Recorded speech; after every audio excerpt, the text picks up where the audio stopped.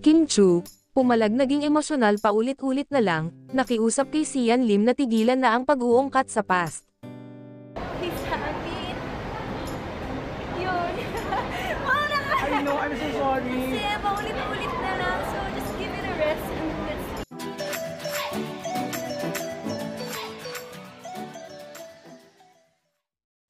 Nagbigay na ng kanyang reaksyon si Kim Chu hinggil sa mga binitiwang mga pahayag ng ex-boyfriend niyang si Sian Lim tungkol sa kanilang breakup. Nitong mga nakaraang linggo kasi ay ilang beses natatanong sa interview ang aktor na si Sian sa kanyang past relationship. Nakiusap na si Kim Chu sa ex-boyfriend na si Sian Lim na tigilan na ang pagbibigay ng statement tungkol sa past relationship nila. Nitong mga nakaraang linggo kasi ay panay ang bigay ng pahayag ni Sian sa mga tanong tungkol sa kanila ni Kim.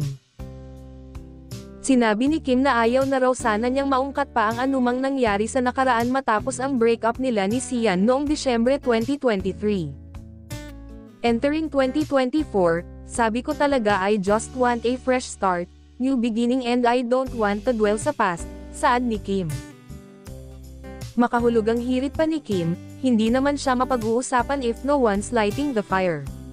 Parang yung post ko noong December sabi ko, this will be the last time na pag-uusapan ko ito.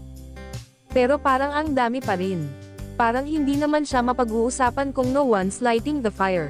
Kaya naman, umaasa raw si Kim na titigil na si Sian sa pagbibigay ng mga pahayag tungkol sa naging relasyon nilang dalawa. At this point ay parang napapaiyak na ang actress and said, "It ended. The journey was beautiful so, ayoko nang maging masama yung loob ko." Emosyonal pang wika ng actress. Kasi paulit-ulit na lang. Let's give it a rest and let's live respect to each other, wika pa niya.